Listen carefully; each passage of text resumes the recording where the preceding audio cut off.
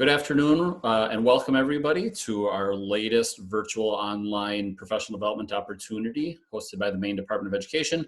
My name is Joe Schmidt. I'm the Social Studies Specialist for the Maine Department of Education. This afternoon, we are lucky to have a special guest, Representative Jared Golden from Maine's 2nd Congressional District. He's here to talk about, we're talking civics and government with Representative Jared Golden. He's been given the instruction, he's free to kind of take the floor and talk about his job, his role in being a congressman and what that means. We've talked about a room full of civics and government and social studies people and speaking the language of educators who have to teach this to students and what type of message to get across with your kids. We will have some time at some point for questions and answers, so please feel free to populate the chat room with that as well. Everybody entering the room, you guys are muted, and we're going to keep that setting on for at least the first part of this. But if I identify a really good question, again, we may unmute you and go from there. But with that all being said, let me once again formally introduce Representative Jared Golden, Maine's congressional representative from the 2nd District of Maine. Thank you for joining us today, Representative. Well, Joe, thank you very much. I really appreciate the invitation and the opportunity to be with you all today remotely.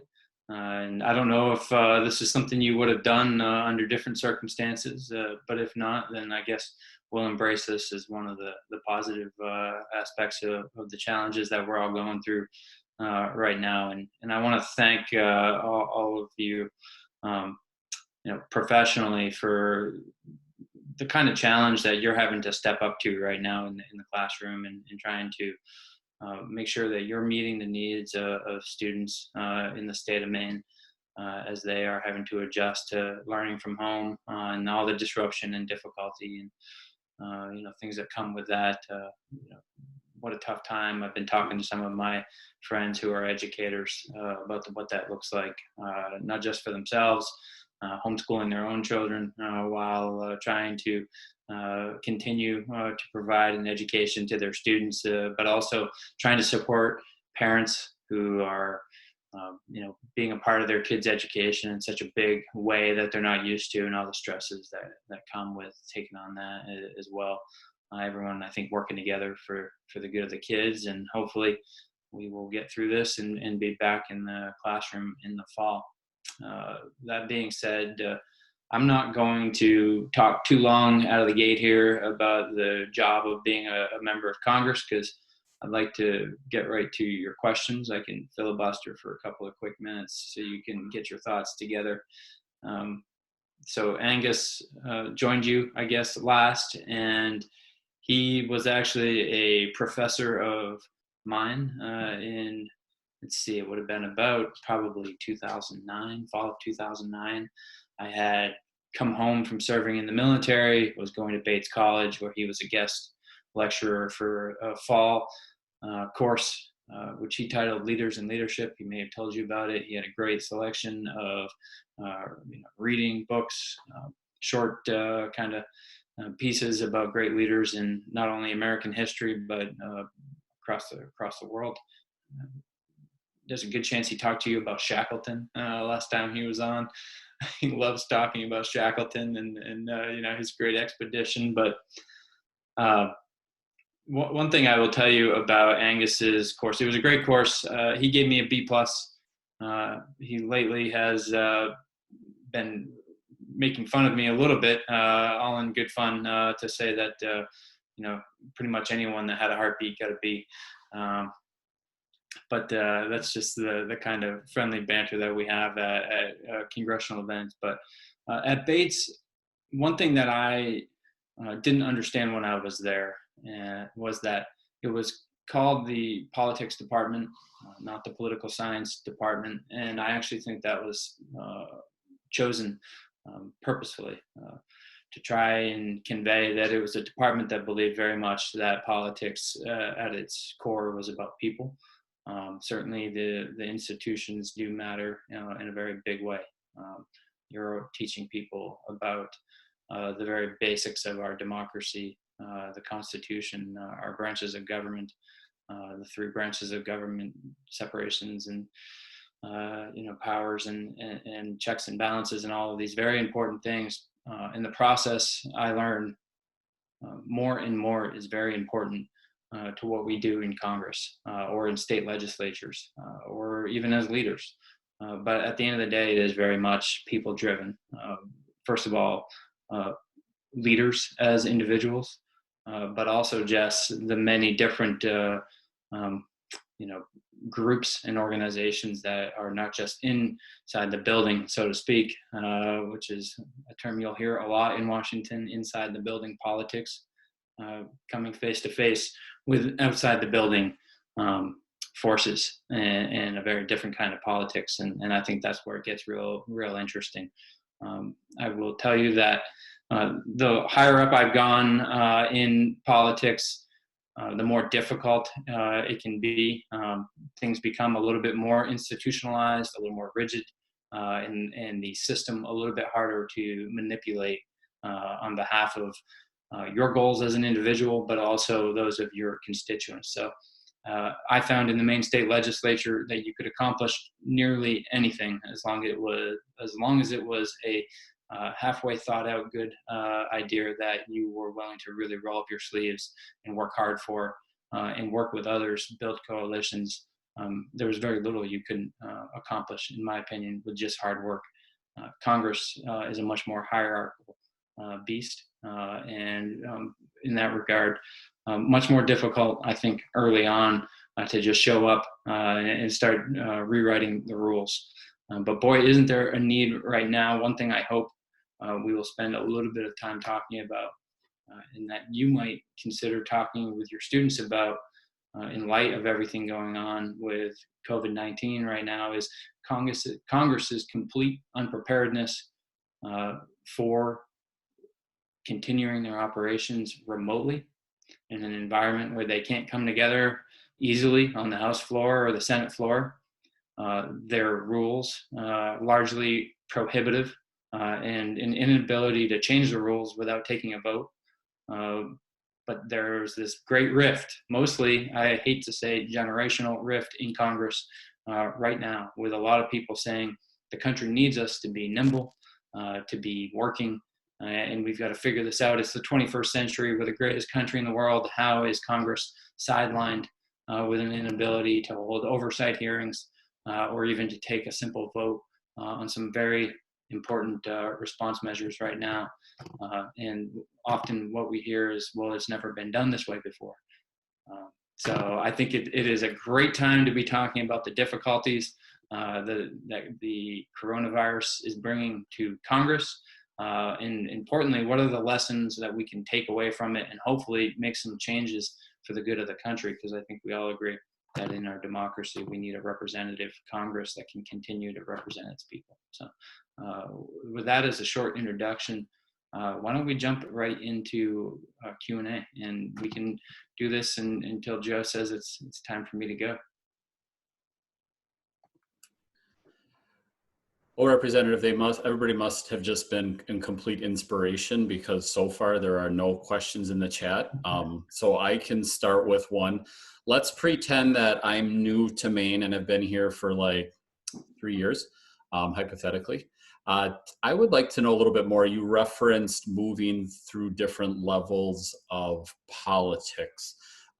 What of the different levels of politics that you've been involved with, and like kind of what did you learn along the way in those different levels? You said Congress has been the kind of the toughest one to move to make big change. What lessons have you learned at your different stops? Okay. Well, just a little bit of background for those of you that don't know. I actually left Leavitt Area High School having graduated, that's in Tenure, Maine, in 2001. I wanted to be a high school history teacher. That was my very clear goal. I had no doubt about where I wanted to go, which was the University of Maine Farmington.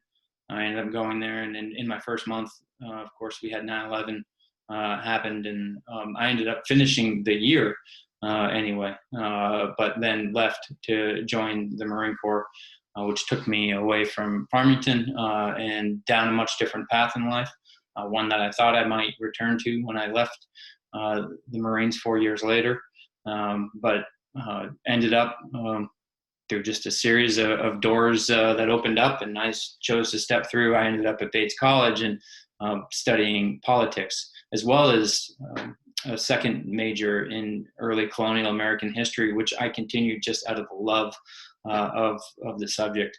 And if you think about it, it really ties in. I focus mostly on early colonial American history from, let's say, about the French and Indian War through the drafting and adoption of our Constitution. So obviously that whole time period and that debate figures very largely into politics. But when I was studying at Bates, I thought that I was going to end up working for, let's say, the State Department, for some organization like USAID. I put my focus on what they called international affairs and governance and conflict. And I really spent a lot of time learning about the Middle East and specifically Iraq and Afghanistan, where I had just come home from fighting in two wars that you're all familiar with. So I didn't think that I was going to be involved in domestic politics. I didn't study domestic politics. I thought it was actually quite boring compared to digging into the ins and outs of international politics and things like Afghanistan in the Soviet War in the 80s, America's involvement. You get the gist. I could barely even tell you anything about the 2010 election as an example. Other than that, I voted in it, and I had no clue who Paul LePage was until I found out he was our governor. Just as an example of my level of engagement and understanding with domestic politics. Prior to going to work for Senator Susan Collins in 2011, which was my first job that had anything to do with American politics. I've been enrolled as a Democrat since I was 18 years old. I think, like a lot of people, that's just the circumstances of the house that I grew up in, with a father that basically worshiped the entire Kennedy family. Pictures of them on like the mantle. It's just the house I was brought up in. But I think obviously a lot of my service in the military kind of opened my mind up. I'm not a very partisan individual. I'm just not. I think both parties have some good ideas, and really things work out best when we're able to blend them together as best as possible, always considering the circumstances that we're in. So that being said, if you'd asked me in 2011 or 12 if I was going to go to work as an elected official in politics when I was working for Senator Collins, I would have told you no way. No. There is no way you could ever convince me to come out from behind the desk of a policy staffer advising, the senator. Politics was her job. Policy was mine. I advised her on veterans issues and on homeland security issues as well, to include biosecurity. So we did a series of hearings on the Homeland Security Committee, looking into some of the shortfallings of the response to H1N1, which you probably remember in 2009. The biggest problem was our inability to mass produce vaccines fast enough to get them out and distributed through our public health system to Americans quickly enough. Sound familiar? So really, I was a policy guy. I was very into policy. I got sick of Washington, D.C. pretty quickly. After about 2 years, I moved home, put down roots in Lewiston, Maine. And as happens to so many young people moving home to Maine after being away for a couple of years, young, fresh blood in town quickly gets scooped up and put to work, one way or another, where there's a willingness. And so I found myself appointed to the Board of Appeals, which was my first position within local government. And what did I learn most in my short tenure on the Board of Appeals in Lewiston, Maine, is that any decision I made was going to anger somebody, without question. I was either going to uphold the previous decision of the city council and some of the professionals that run local government in Lewiston, which would make them happy and anger some of the people, residents mostly, or business owners who were appealing that decision or enacting to overturn a previous decision of someone working in local government. I was stepping all over their authority in their analysis and thought process. So not an easy position to be on the appeals board, and it's a quick and important lesson for anyone to learn who is involved in politics, but perhaps just a good lesson for most any leader. I ended up running for the state legislature.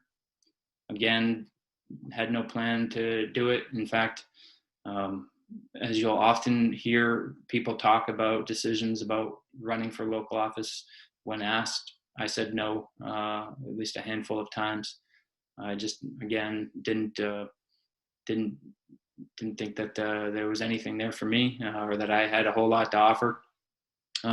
We had an illness in the family of a local lawmaker here in Lewiston who had to step down, unfortunately, very suddenly. And at the end of the day, I was convinced to give it a shot. And I went in really with a singular focus, having come home from serving in the Marines and gone through the process of trying to get back out into the civilian world, getting enrolled in the VA. I had some thoughts about how things could be better coordinated for veterans, and that the state might play some kind of role between connecting veterans at the local level with the VA system at the federal level. So not that we needed to spend state money, but rather that we needed to play a role of better coordinating and helping connect veterans with resources that are there for them.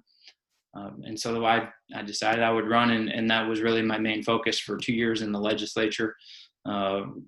Used a position on the Veterans Committee, and really was in the weeds on policy making. And I'd be happy to go in more in depth at a later time with you, or if you want to go in further on some of the policy changes. But that's where I really learned the part I told you about, a willingness to just dig in and work harder than anyone and be persistent. And you can get many things done through the legislative process.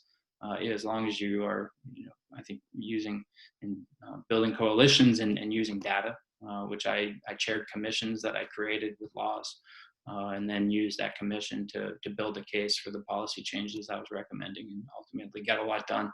About 7, I think, signature bills passed into law to get the state more active in helping veterans.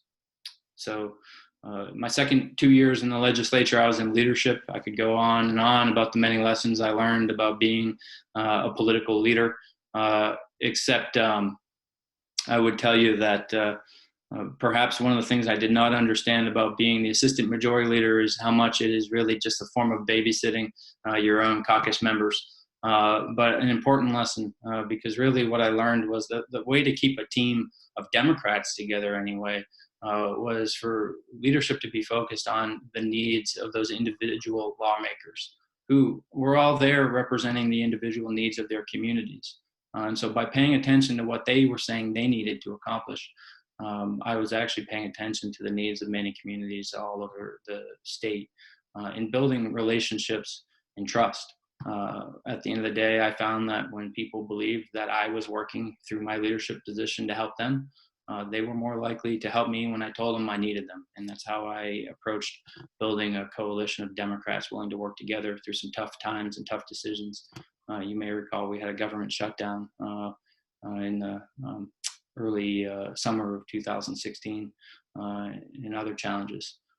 I'm going to stop there because the next step up into Congress is an ongoing lesson, and I'm sure that you're going to ask other questions that will spur me to talk a little bit more about that experience in the last year and a half.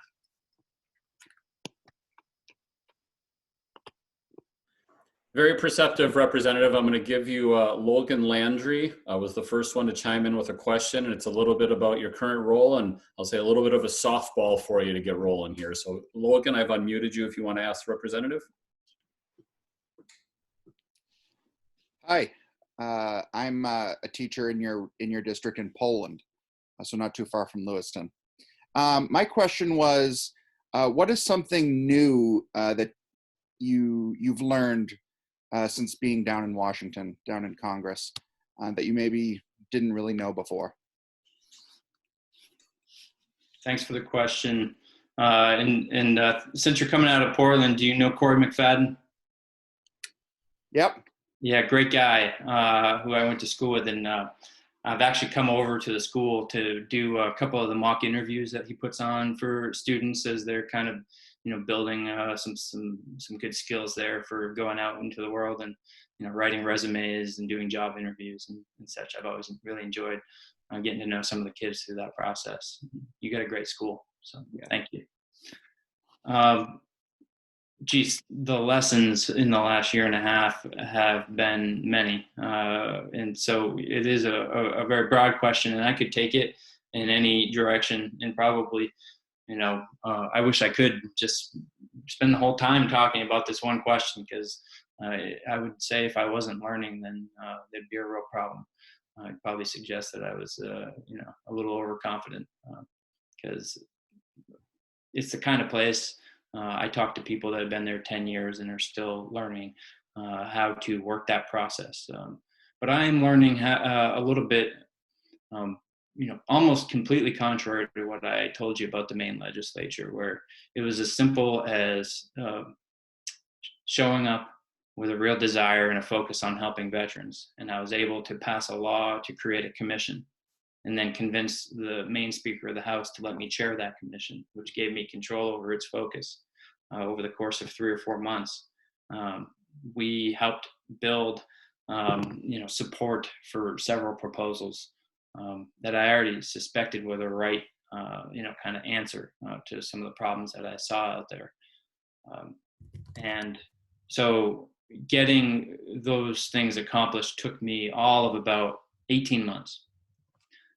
Now in Washington, I talk to members who have been there for 8 or 10 years and have been on one committee and have devoted all of that time to one specific topic, and some very, I think, often very specific goals or solutions that they have been fighting for and making the case for literally 8 years before they even get a single vote on legislation out of the committee, let alone to the House floor. So it is a whole new level, I think, of patience, resilience, and just constantly having a willingness to, meet with experts from who are available to you as a member of Congress. The resources are amazing if you're willing to go after them, and just constantly having meetings,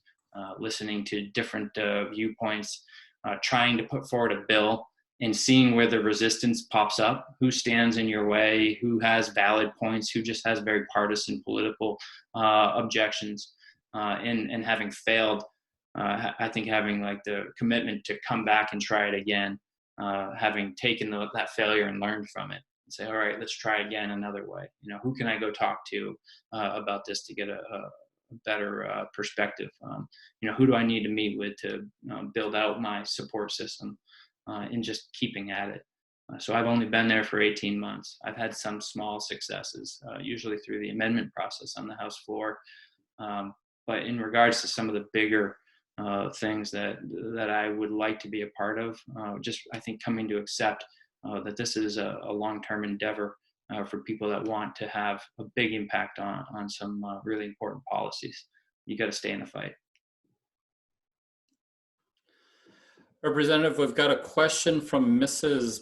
Butler for you. She's got a discussion going on tomorrow with her students, so I think that's a good one to make sure we get answered. I put in the chat box to see if she can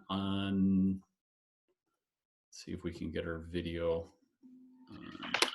I don't know if you can get my video. Can you hear me? We can hear you, yep.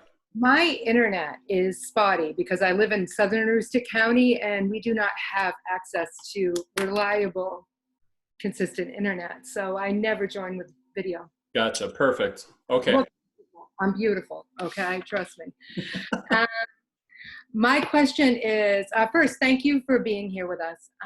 But my question is, knowledge of civics is extremely important for all of us. How would you explain to high school students the balance of states' powers versus federal powers, specifically in reference to COVID-19? And again, this is my topic for tomorrow's discussion with some of my students. Thank you. Excellent. Great question. And thank you for asking it. Thank you for focusing your lesson on what is a really important discussion right here in the midst of this crisis that we're experiencing as a country. I think that the answer is open to debate.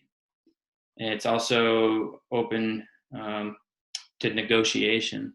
To some degree, I think that the balance of power between federal responsibility and state responsibility is, I honestly think right now it is a bit of a negotiation. It's how much authority are states willing to cede to the federal government? And the answer to that sometimes is political, but it's also based upon the various circumstances and needs of different states. You know, one state may have a lot more resources to respond to coronavirus by itself, and want the federal government to kind of stay out of the way and play a more supportive role. Other states may be completely cash strapped and broke and be almost completely dependent upon the federal government to step in and help them out. I think that the federal government's core role certainly begins with national defense as well as the public health. You know, in that regard, thinking about the kind of circumstances of dealing with something like a novel virus that has come from started in foreign countries. It is a global pandemic at this point. So certainly, there's no doubt that the federal government had a very early role and responsibility to identify that threat. They have resources abroad to have allowed them to do so, and to make some pretty weighty, policy decisions on behalf of the entire country.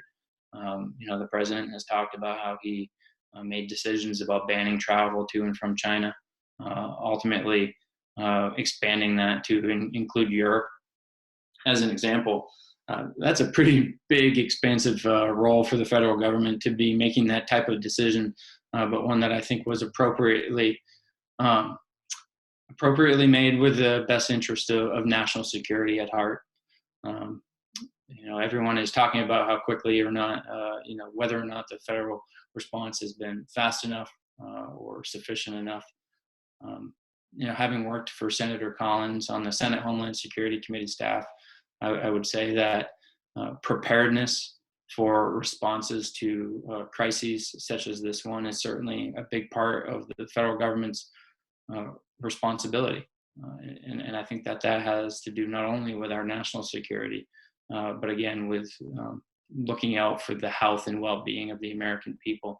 So we talk about the strategic national stockpile. It's something I held entire hearings about back in 2011, and whether or not we were stockpiling enough and enough of the right things, and figuring out who would be ultimately responsible for distributing those.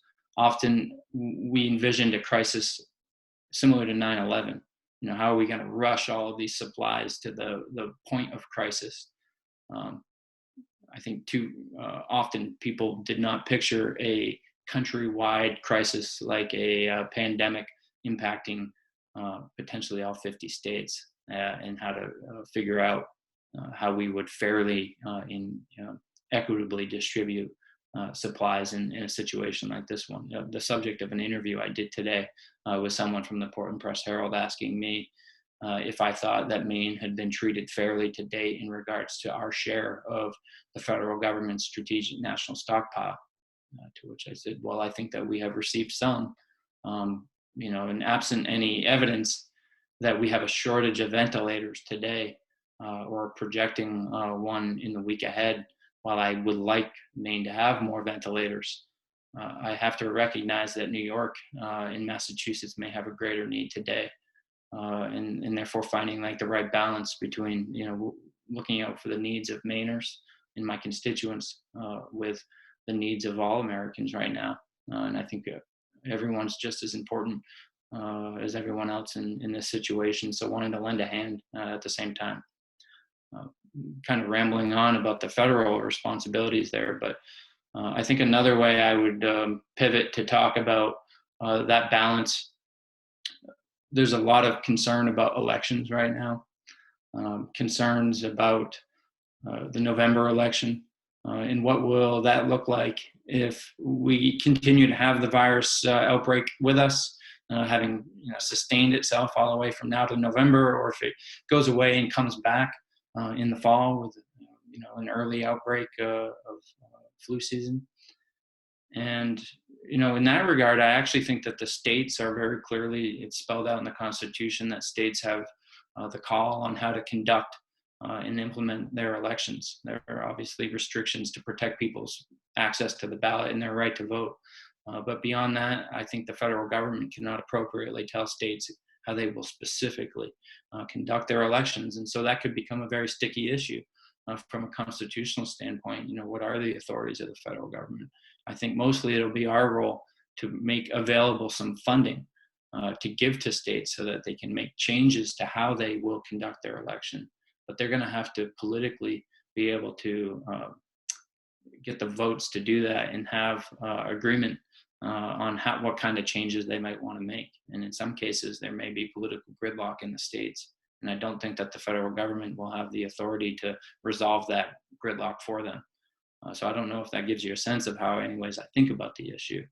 But there are certainly very clear limits, and where the federal government has the strongest role is always going to be on the national security front. But I think that when you're talking about something like a pandemic, that's certainly a threat to national security, and therefore, in some regards, I think a lot of leeway and a great responsibility for the federal government in regards to its responsibilities. But as you get away from the public health response, I think that the issue becomes much less clear and much more open to debate and negotiation between 50 states in this federal government. Thank you, Representative Paul. I'm going to go out of order here. I had some questions queued up, but Representative, you had talked about balance a couple times there, and Paul has a question about some balance. Yes. Thank you, Congressman. We appreciate your time. Let's say you have a strong belief in a given public policy, yet your constituents have a growing opinion that differs than yours. How do you address that balance? And if it hasn't happened in the past, it'll certainly happen in the future. So give us an example if you can. This is not unlike the last question. I'll tell you, I think it's something that's always at play. Trying to strike the right balance. And first of all, your question depends upon knowing with real clarity where even the majority of your constituents stand on an issue. First of all, is a phenomenal task. In Maine's 2nd Congressional District, it's even harder than in many other districts where the partisan composition is much more clear. Let's say down in the 1st Congressional District in Maine, a lot more Democratic, right? I don't think it's controversial to state that because, the results of many elections kind of make it very clear. Maine's 2nd District is much more evenly split. And there's a very large contingent of either independent-minded voters or what we often refer to as split ticket voters who kind of come from, there's a lot of Republicans that have a history of voting for Democrats and vice versa in this district. Here's a good example for you of a very rare circumstance in politics, in my opinion. Earlier in 2019, there was a bill called H.R. 8, which would have expanded background checks on all gun sales or gun transfers, even non-monetary transfers between individuals. This was up for a vote in the U.S. House of Representatives, and I was one of only, I believe, 2 or 3 Democrats in the House to vote against that. And in voting against it, I made very clear that just, let's see, would have been just over 2 years prior, or 2.5 years prior, we had a vote in Maine through direct democracy, the Citizens Initiative process here in Maine. You'll remember question 3, I think it was, which was basically identical to the bill that was being proposed. Universal background checks on sales and transfers between individuals, which was rejected in Maine's 2nd Congressional District by such huge numbers that it even carried the state, and ultimately that initiative failed. It's pretty rare to have those types of numbers right in front of you, where you can look and go, I know that the majority of my constituents don't support this proposal. That was a very easy decision for me at that point. I could clearly discern where public opinion was among my constituents. So I voted against it. But you often, I think, are voting much more blind than that, and sometimes trying to vote based upon your finger being on the pulse and your gut instinct about what people support. So I also have a personal litmus test, other than always trying to talk to as many of your constituents in different organizations as possible, so that you know as best you can what does your district support or not. You have to have a personal test, I think, as well, to do this, and to do it in an honest way, and in a way that allows you to go home feeling fulfilled, and like you haven't surrendered on your own personal values and principles. And so if I think that it's something that will have potentially either a very positive effect on people's lives or a very harmful effect on people's lives, then I have to consider what I believe is the right thing as well as an individual.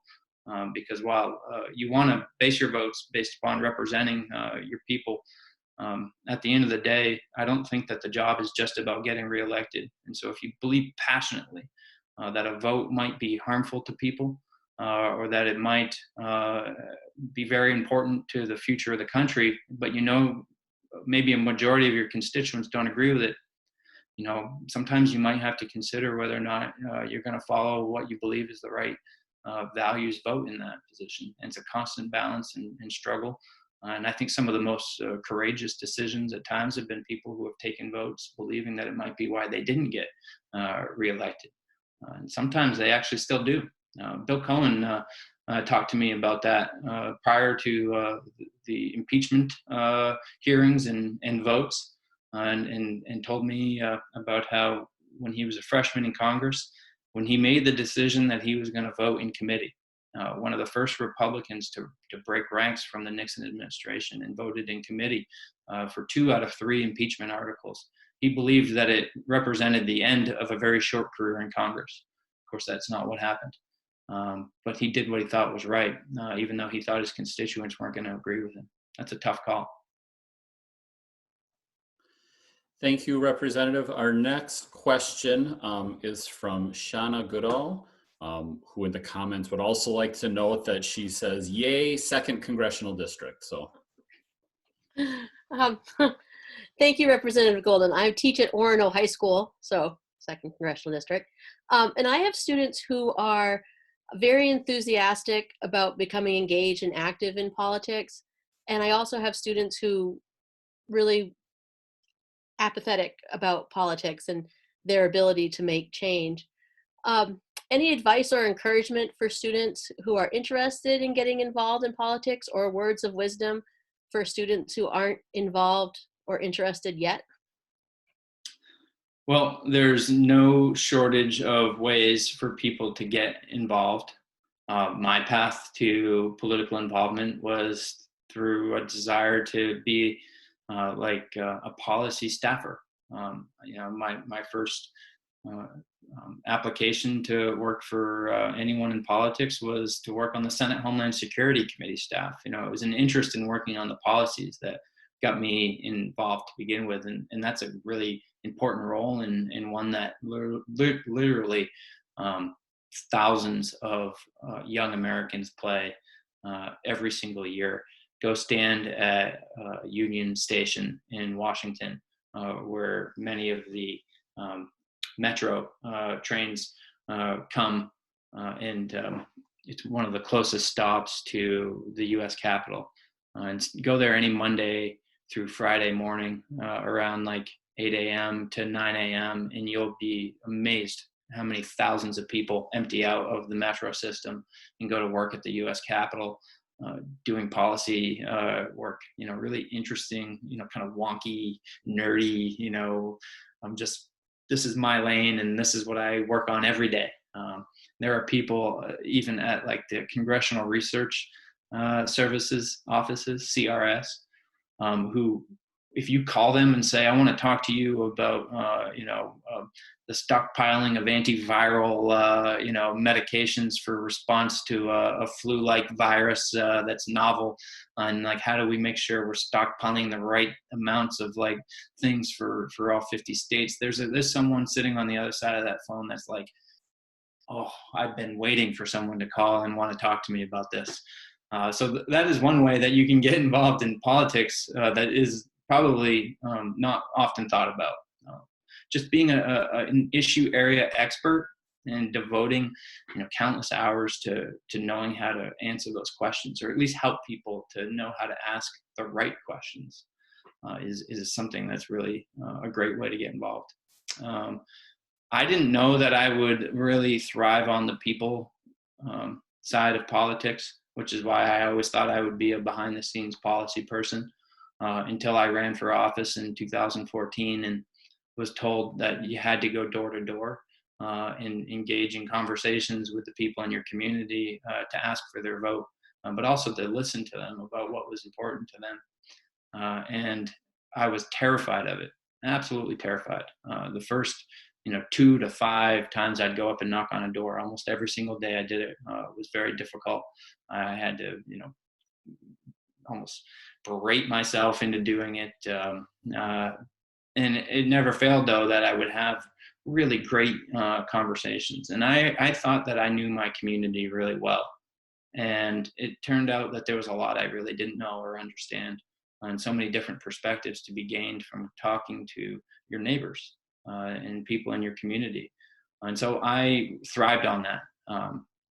I knew that win or lose by October of 2014 that I was going to walk away a better person and a better member of my community. So I guess this is just a pitch to your students that if they think that they want to learn more about their community, about their neighbors, you can't go wrong with volunteering for any kind of, I think, political endeavor.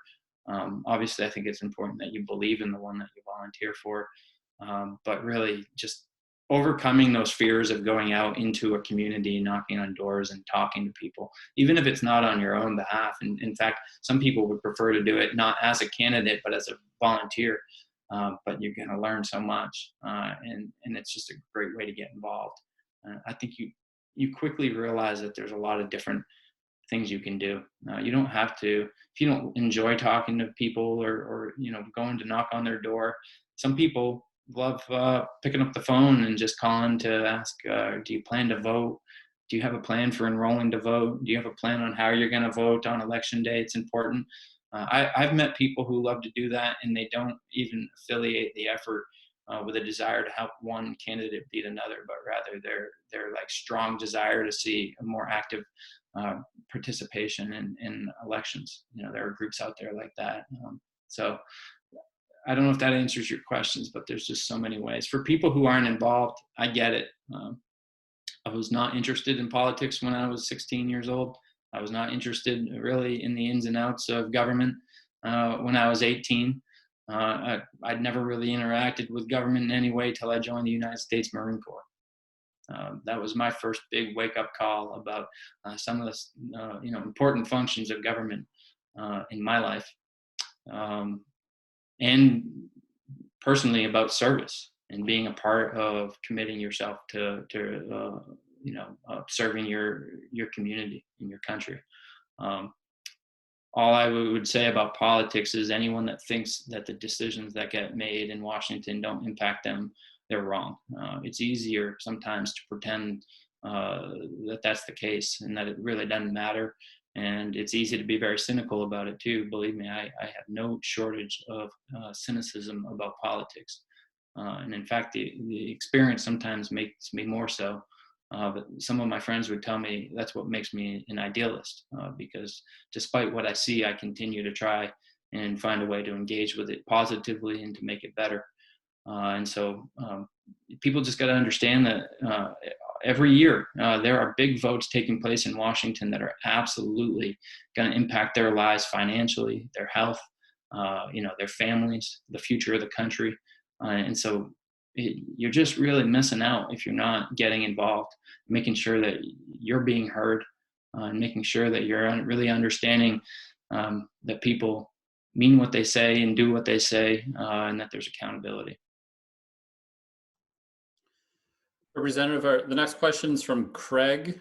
He is a middle school teacher who's got a common student question for you. Thank you, Congressman, for being here today. I teach at Mountain Valley Middle School, 2nd District. My question is, any sort of relationship or intersect that exists between your role in the U.S. House versus that of the Maine House of Representatives? Students ask that a lot when we talk about the difference between federal government versus state government. It seems to be something that always arises in class. So anything you can speak to in regards to that question would be helpful. Thanks. Yeah, absolutely. And thanks for being over in Mountain Valley, which was, at least I was led to believe when I was in school at Levitt that it was the biggest high school football rivalry in the state of Maine, right? Levitt versus Mountain Valley. I don't know if that's true, but we thought it was. So Levitt's still very good. Mountain Valley not so much. So that rivalry's died a bit. Yeah, well, it's a great community and one I really love. There's a lot of overlap. There really is. It's not always evident, but once you get involved in the system, you see that there's a lot of impact that federal decisions have upon any legislature, and often you got to try and coordinate these conversations. So in the last week alone, I've had 4 different conference calls with different groups, pretty much by region, who are senators and House members in the Maine state legislature, just to ask them, what are you hearing in your communities? What are the biggest concerns? Any job industries in particular that you think are really getting hammered the worst and need the most help? But some of the decisions that we make at the federal level can really impact what a state legislator can do. And often, unfortunately, we tie their hands. So as an example, the last law that we passed in March, they call it the CARES Act. This was the $2 trillion piece of legislation that we put forward in response to COVID-19. Just as an example, we gave every state got a baseline of about $2 billion. And it had to be spent, according to the law as we drafted it, it had to be spent on responding to the coronavirus. So mostly the money had to go towards the public health response, to help hospitals. Maybe you could spend it to get more personal protective equipment. Everyone's hearing about the shortages for healthcare workers right now.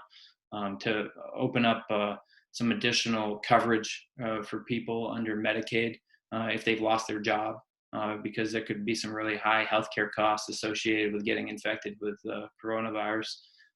But right now, as the response to this virus has had some really drastic negative impacts upon local and state economies.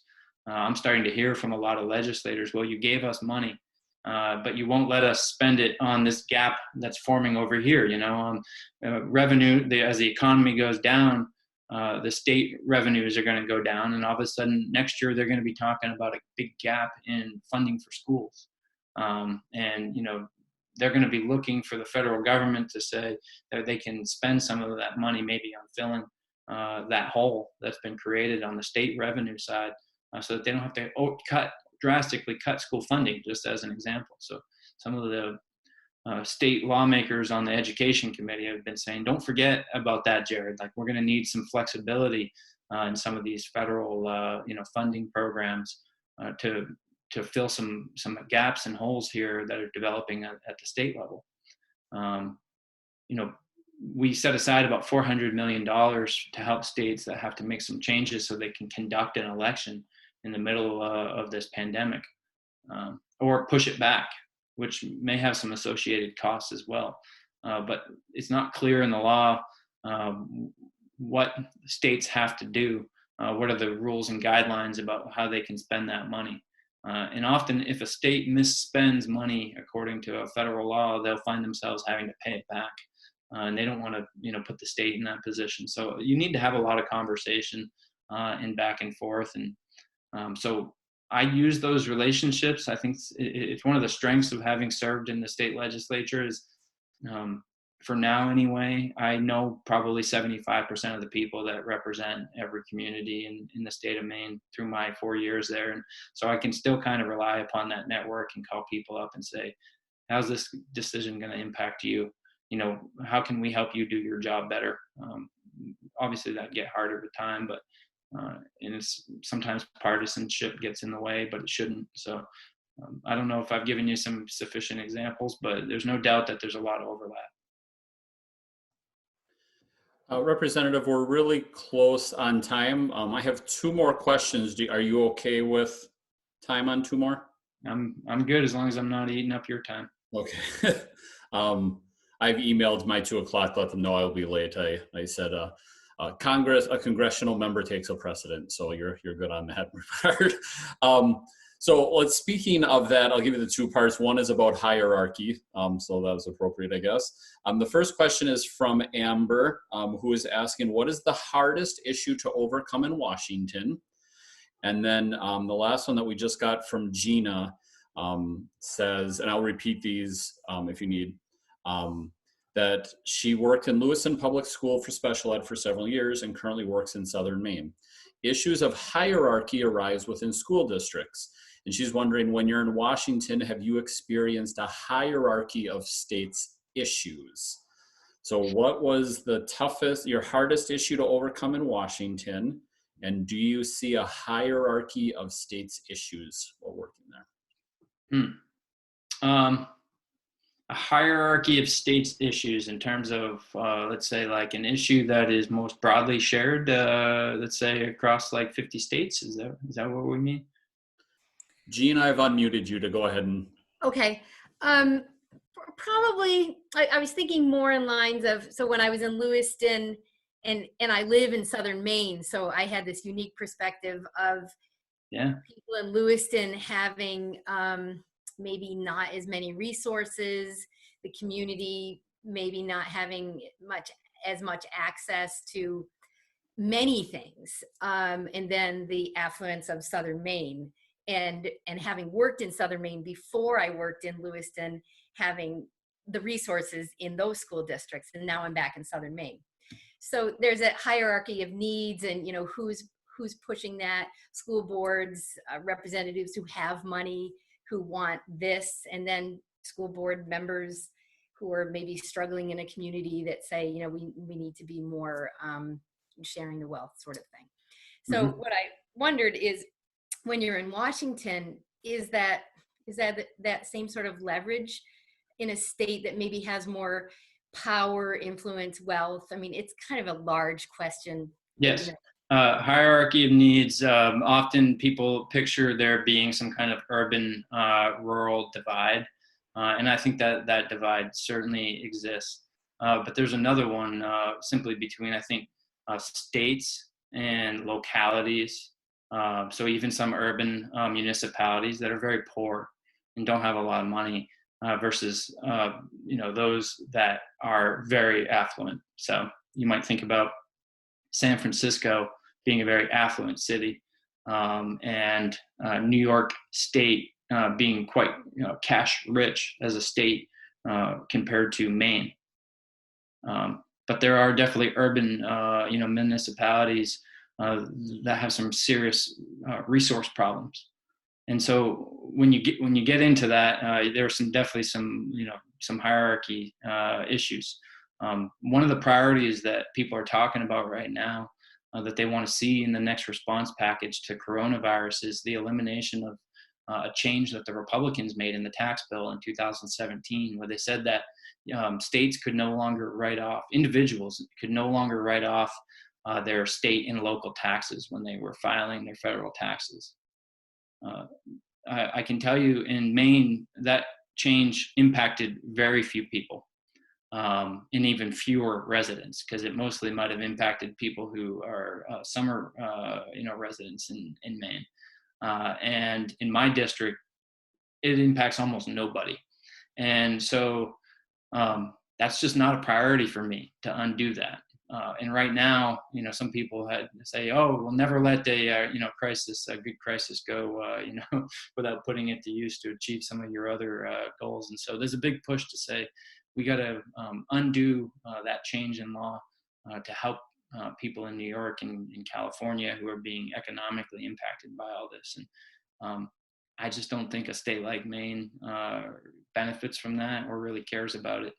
And what I see in a state like Maine is often a real issue with access to some of the basics, access to healthcare, access to education. There are huge disparities, not only between us and some states, let's say or areas like Northern California. I hate to pick on California all the time, but they got a very good economy out there. But great disparities even within the state. In the second district, someone is not able to join by video because disparities in access to high-speed internet, as an example, big impact on inequitable education system across the state, particularly right now. So I think my priorities are focused on the federal government trying to get more money to the state of Maine, and I think you got to stay focused on those basic needs. Everyone has healthcare needs and a need to be physically secure and healthy.